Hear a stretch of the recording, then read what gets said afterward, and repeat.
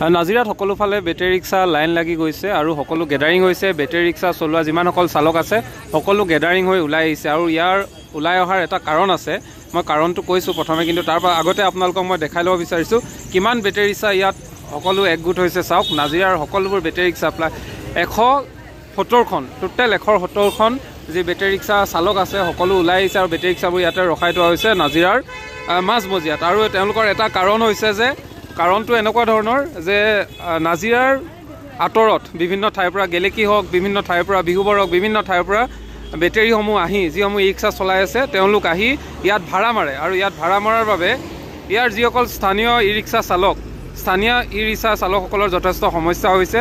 তেওঁলোকে ভাড়া নোপোৱা হৈছে আৰু ইয়াৰ বাবে তেওঁলোকে য'ৰ পৰা নাজিৰালৈ বিভিন্ন ঠাইৰ পৰা চালকসকল আহিছে, ই ৰিক্সা চালকসকল আহিছে, সকলোকে তেওঁলোকে ভালদৰে কথাবোৰ বুজাই দিছে। আৰু বুজাই দিয়াৰ মূল উদ্দেশ্যটো এইটোৱে যাতে নাজিৰালৈ আহে তেওঁলোকে ভাড়ালৈ আহে, কিন্তু ইয়াত যাতে যিবোৰ ৰিজাৰ্ভত আহে, ৰিজাৰ্ভত অহাৰ পাছত যাতে তেওঁলোকে ইয়াত ভাড়া নামাৰে। ভাড়া মৰাৰ লগে লগে নাজিৰাৰ যিসকল স্থানীয় বেটেৰী ৰিক্সা চালক আছে তেওঁলোকৰ যথেষ্ট সমস্যা হৈছে আৰু এইটো বুজাই দিবৰ বাবে আজি সকলো ওলাই আহিছে। মই ইয়াত দেখাইছোঁ নাজিৰা যি কলেজ তিনিআলিৰ এই পৰিৱেশ। ইয়াত তেওঁলোকৰ যি সংগঠনৰ অন্তৰ্ভুক্ত হৈ আছে 170খন বেটেৰী ৰিক্সা, কিন্তু 170খন বেটেৰী ৰিক্সাৰ সকলোৱে সম্পূৰ্ণ ভাড়া ইয়াত মাৰিবলৈ এইটো কাৰণে নোপোৱা হৈছে কাৰণ বাহিৰৰ পৰা বেটেৰী ৰিক্সা আহি, ই ৰিক্সা চালক আহি তেওঁলোকে বিভিন্ন ধৰণৰ ৰিজাৰ্ভৰ ভাড়া আনি ইয়াত কিন্তু তেওঁলোকে যিসমূহ সৰু সুৰা ভাড়া, সেই ভাড়াসমূহ মাৰি থকাৰো অভিযোগ উত্থাপন হৈছে। আৰু সেয়েহে সকলো ৰিক্সা চালক, বেটেৰী ৰিক্সা চালক ওলাই আহি এইদৰে তেওঁলোকে ইয়াত সকলোকে বুজাই দিছে। বাহিৰৰ পৰা যিমানসমূহ ই ৰিক্সা চালক আহিছে সকলোকে বুজাই দিয়া পৰিলক্ষিত হৈছে। এয়া পৰিৱেশ মই দেখাইছোঁ।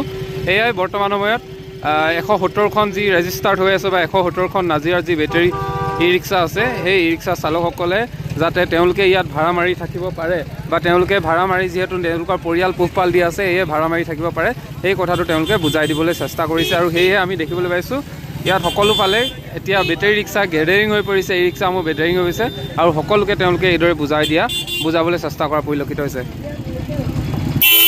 আমাৰ বেটেৰী ৰিক্সা, আমাৰ ইউনিয়নৰ বেটেৰী ৰিক্সা 170খন আছে।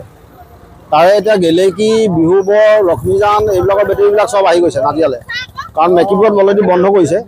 গতিকে চব আমাৰ ইয়ালৈ আহি গৈছে। গতিকে আমি স্থানীয় বেটেৰী ৰিক্সা হৈ আমি ইয়াত 10-20 টকাই ভাড়া মাৰোঁ। গতিকে আমি ক'ত ভাড়া মাৰিম? গোটেইগাল যদি ইয়ালৈ গুচি আহে তো আমাৰ অসুবিধা হৈছে। আমি দিনত 100 টকাই ভাড়া মাৰিব নোৱাৰোঁ।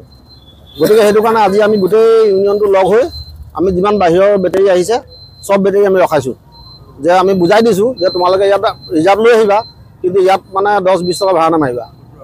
সেই সিমানখিনিয়ে কথা। ক'ৰ পৰা আহে আপোনালোকৰ? বিহুবৰ, লক্ষ্মী